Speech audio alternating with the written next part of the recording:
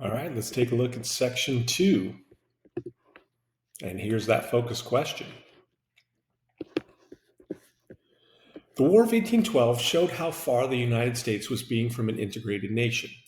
The Bank of the United States had expired, transportation was poor, and manufacturing had been required to counter the British embargo. Even though they wanted the United States to remain Jefferson's agrarian republic, Republicans, led by Henry Clay and John C. Calhoun, believed manufacturers needed protection if the United States was to become independent from Britain. In 1815, President James Madison proposed a plan for government-promoted economic development that became known as the American System. This system would rest on a new national bank, a tariff on imports to protect and foster manufacturing, and federal financing of road and canal construction, called internal improvements. Although the tariff and national bank became law in 1816, Madison vetoed an internal improvements bill. He was afraid that if the national government were given powers not expressed in the Constitution, it would interfere with individual liberty and slavery in the southern states. The Second Bank of the United States, a private profit-making corporation that served as the government's financial agent, soon became resented by many Americans. The bank was also tasked with regulating the volume of paper money printed by private banks to prevent fluctuations and inflation.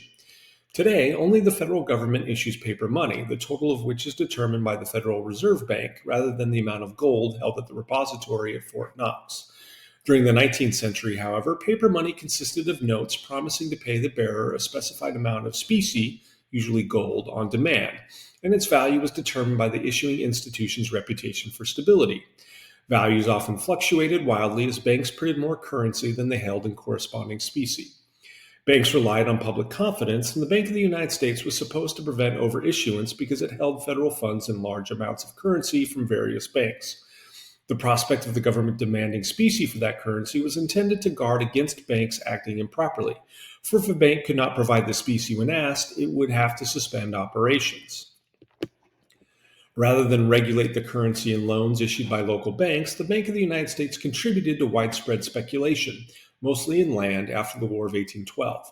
When high European demand for American farm goods decreased back to normal levels in 1819, the speculative bubble burst. Falling land prices ruined farmers and businessmen who could no longer pay their loans, banks failed, and unemployment spread in eastern cities. The short-lived Panic of 1819 disrupted the political harmony established after the war's end. Some states controversially provided relief to debtors, much to the chagrin of creditors. Most important, the panic reinforced many Americans' long-standing distrust of banks, and it undermined the reputation of the Bank of the United States, which was blamed for the panic. When states retaliated against the bank by taxing its local branches, the Supreme Court under John Marshall ruled in McCulloch v. Maryland in 1819 that the Bank of the United States was a legitimate exercise of congressional authority under the Constitution. This directly contradicted the strict constructionist view that Congress could use only those powers expressed in the Constitution. In 1816, James Monroe became president, inaugurating a period of one-party Republican rule, also known as an era of good feelings, in which almost no Federalists won federal or state offices. In 1820, Monroe was reelected almost unanimously. With no party opposition, however, politics was organized around competing sectional interests. Slavery was a sectional issue that threatened to disrupt national unity. In 1819, when Missouri applied for statehood, a New York Republican proposed that Congress force the new state constitution to ban the further importation of enslaved people and to free enslaved children upon their reaching age 25. The Republican Party split along sectional lines on the Missouri question. Most Northern Republicans supported the restrictions, while Southern Republicans opposed them.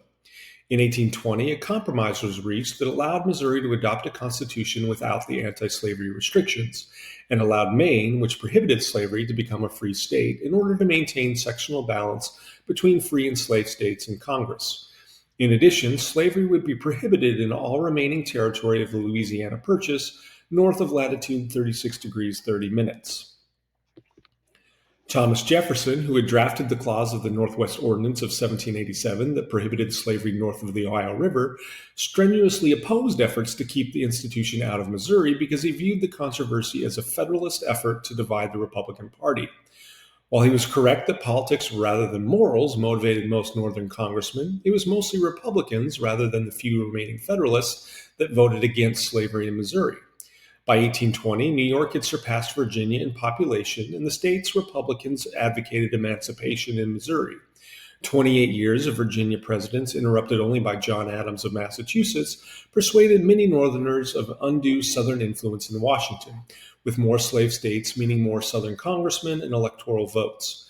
The Missouri controversy raised the fatal issue of slavery's westward expansion for the first time and revealed widespread sectionalism. John Quincy Adams predicted that dissolution of the Union over the issue of slavery would lead to civil war and the elimination of the institution of slavery overall. But for the time being, the slavery debate faded from national attention once more. So that's our second question, and we'll be back for the third section next time.